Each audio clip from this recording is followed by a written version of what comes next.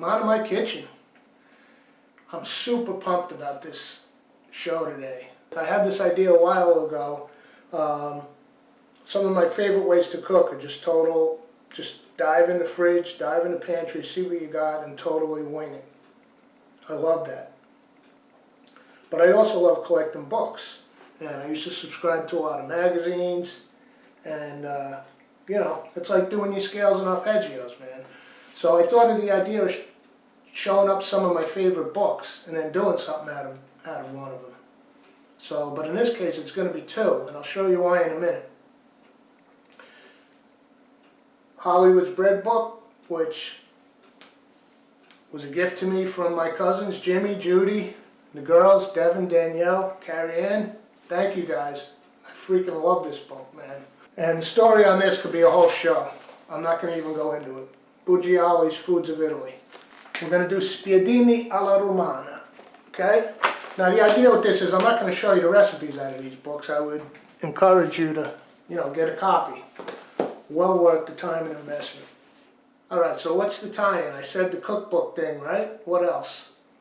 Well, these two recipes that I'm going to do, first of all, they're both based on this ciabatta from, let's see, I baked that on the 27th. Freeze it, man. I did 2 layers of plastic and then that layer of foil on the outside. It's like a fresh loaf of bread right out of the bakery. I thawed it out inside the wrapping, and here's the key though. You don't want to freeze this loaf till it's out of the oven, I don't know, I would say minimum of 2 hours, because there's still going to be steam inside for a long time.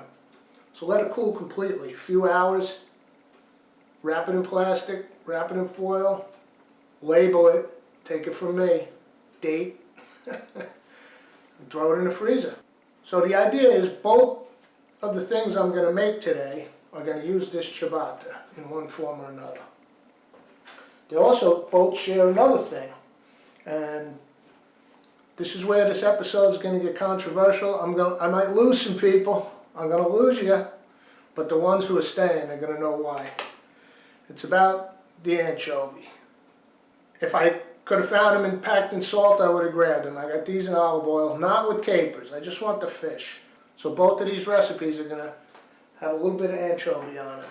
So if you got to go, we'll see you later. Next episode, I don't know, we'll do chocolate cake or something. So the other dish, I showed you the spiedini in the book, the other dish that's going to share these elements, the anchovy, the crostini, some garlic, is going to be Caesar salad. Now, Caesar salad is like trying to make a pot of chili, you know what I'm saying? Everybody has their way that they make it. So, I'm going to do it my way. Great song title, man. We're going to start with this egg. Let's go to the stove. Alright, we're going to do this coddled egg for the Caesar. Now, I've made many a Caesar in my day with a raw egg, just the yolk. But if you want to feel like you're being safe or whatever, you do the 1-minute coddle. So that's a good hard boil. I'm going to bring that back. I want it just under full boil. There you go, beautiful. A few bubbles, right? Now check this baby out.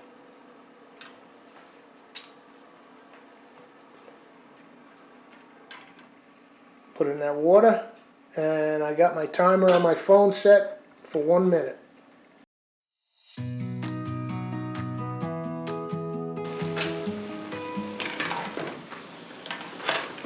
Just going to pull this out. We'll let it cool down a little while we start getting the bread ready.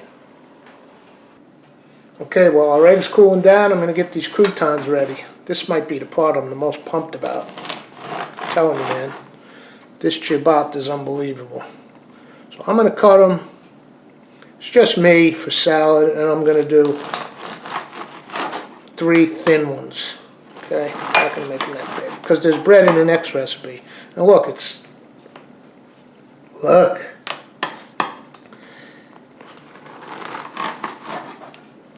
Let's go to the stove with these.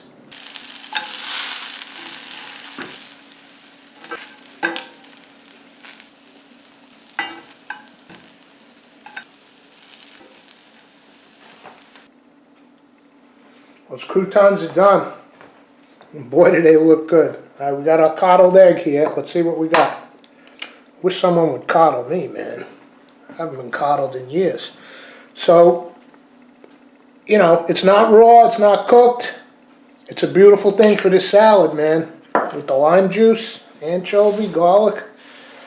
I'm not going to use that whole thing. I'll use part of it. Okay, let's put this Caesar salad together. Get yourself a nice big bowl. Wooden preferably. This is a gift from my sister decades ago. A lot of salads been in and out of that. Bean, love it. I'm going to throw in one of these poached garlic cloves. I'm not doing amounts. This is not a cookbook. It's, I guess it's sort of a cooking show, but I'm not trying to teach you what to do. I'm trying to show you what I do and hope that you get pumped. One garlic clove in there, put a little of that oil. Like I said, these were poached, so they're soft. Mush it up with the spoon a little. I'm going to put in, let's see. I love anchovy with garlic, especially in a Caesar. I'm going to put 3 of these for me. This is salad for one. Start mashing those guys up. Now, time for that coddled egg. And again, I'm not going to use the whole thing.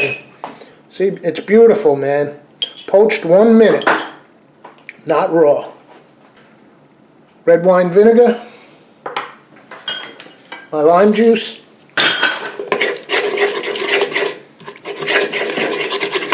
A little bit of salt. Hey, wish this here sauce. Just a drop. Cracked pepper mandatory in this dish.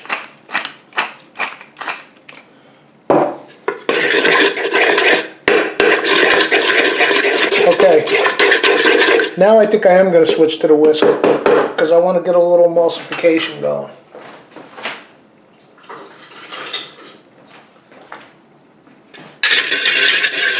Okay, so now while I'm whisking, this is a little of that garlic infused oil. 2 drops at a time.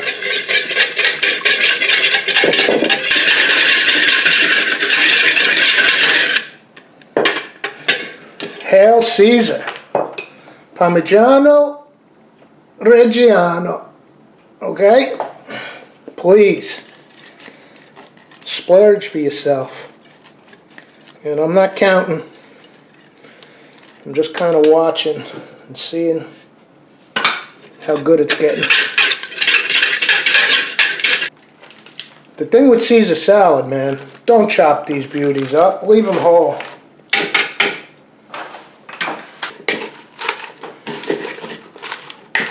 Use the inside leaves.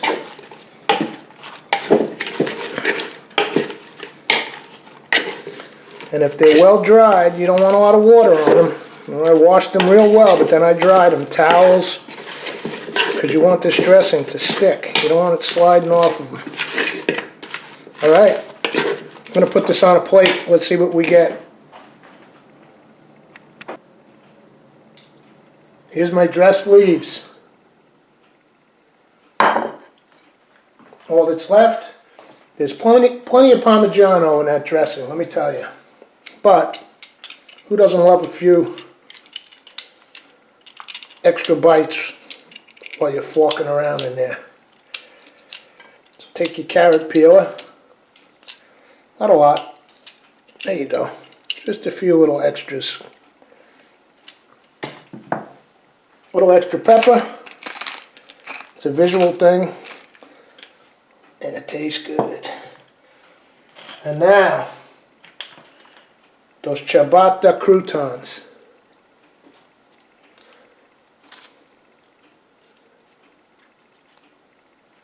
Three of them. Alright, I told you all how pumped I was about this episode. I love sharing this stuff, but the best part about it is I get to eat this stuff. Here's our Caesar salad with the croutons. Now, fork to fork, man. That's why you leave the leaves whole. serve it to your guests.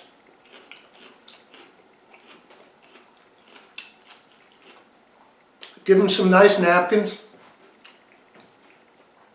and eat it with your hands. Piece of Parmigiano Reggiano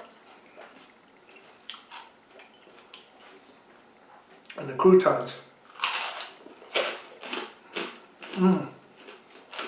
Rubbed with the anchovy paste and crunched up in the pan with that poached garlic and its oil. This is insane, man. Spiedini alla Romana.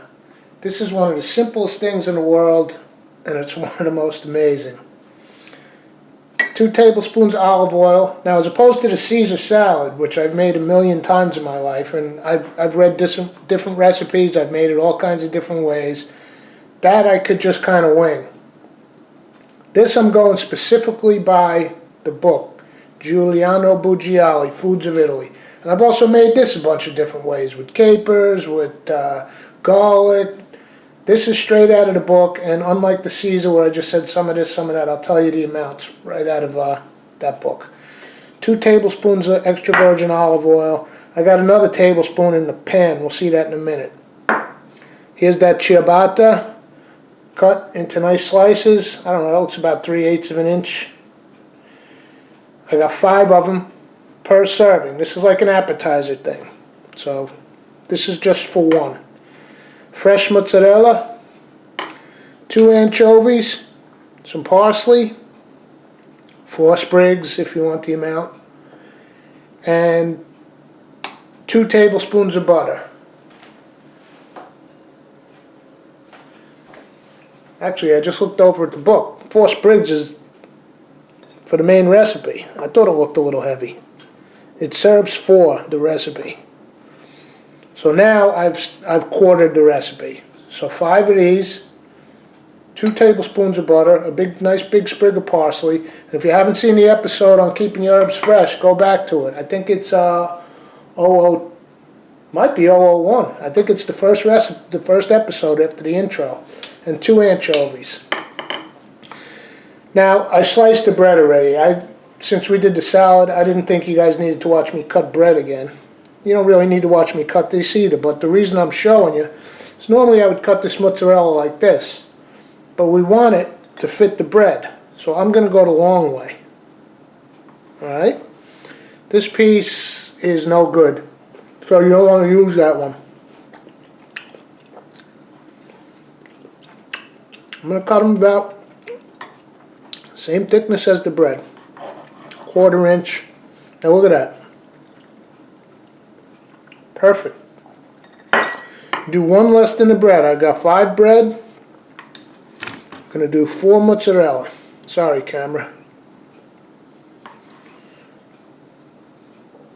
Okay. And now, you just take each one, sandwich them up. So bread on the outside, cheese on the inside, right? There you go. Hence the name Spiedini. Press them together, get them kind of tight. And then I like to use this little baking dish because I'm going in my toaster oven again. You know, if you were doing them all, you could put them on a big sheet pan, you know, with tin foil. Okay, so we've got this in our baking dish. We got 2 tablespoons of olive oil. I'm going to brush this good all over, sides, on that cheese. You can let a little drip in between. Get it everywhere.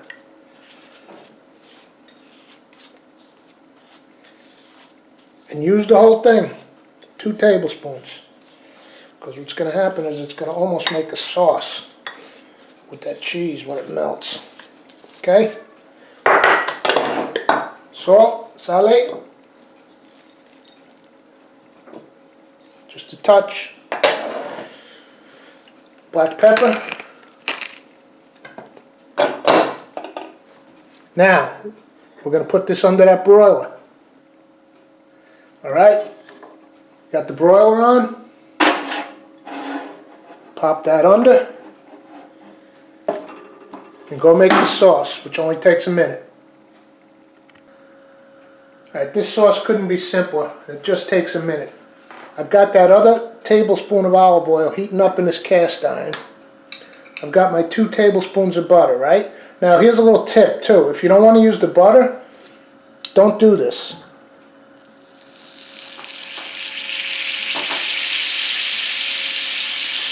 Gonna melt that in the olive oil. We don't want to burn it. I'm going to turn this down. This is not a brown butter sauce.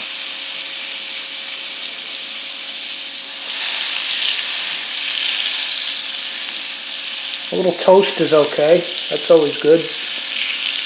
But this isn't like with skate with capers or anything like that. Just melt your butter.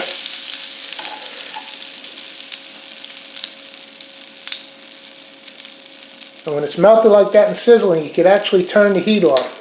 And this is why the cast iron is good, because it's going to stay warm. My 2 anchovies. And just start mashing with a fork.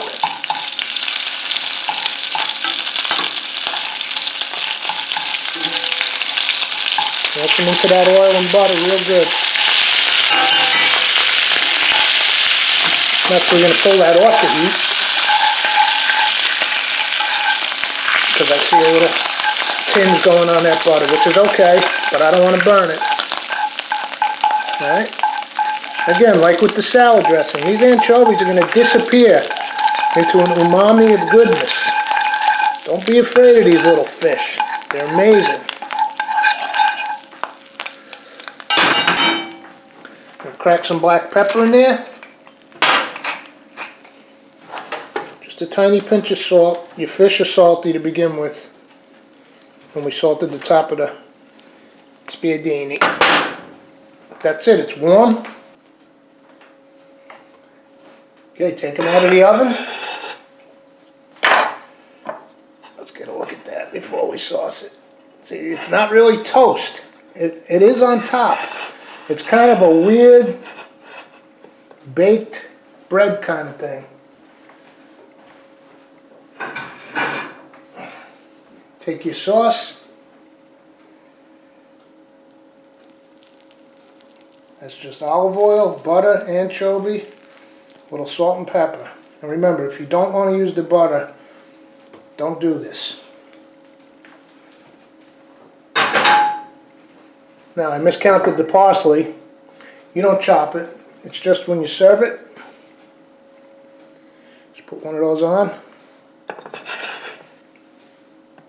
And serve it to your guest with the skewer in. Because the most fun part is when it gets to the table, it's still hot. You get to do one of these.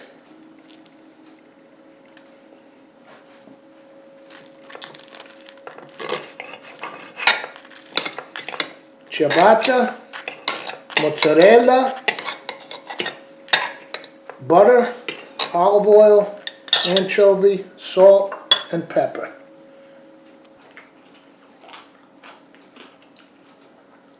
This is one of the all-timers.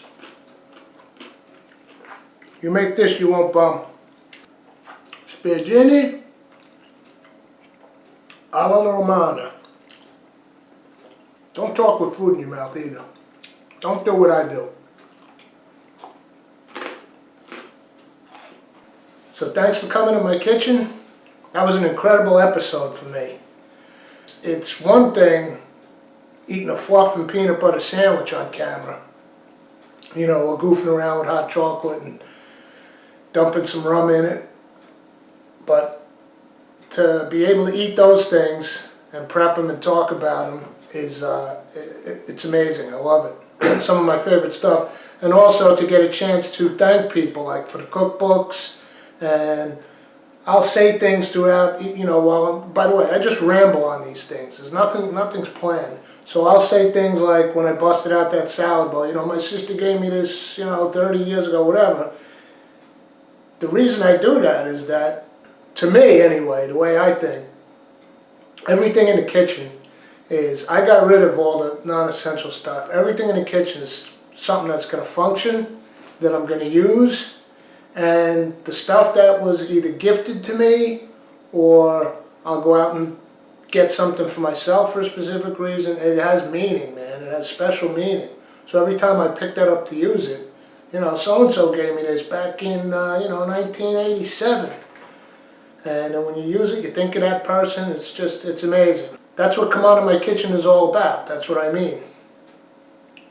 So thanks for coming.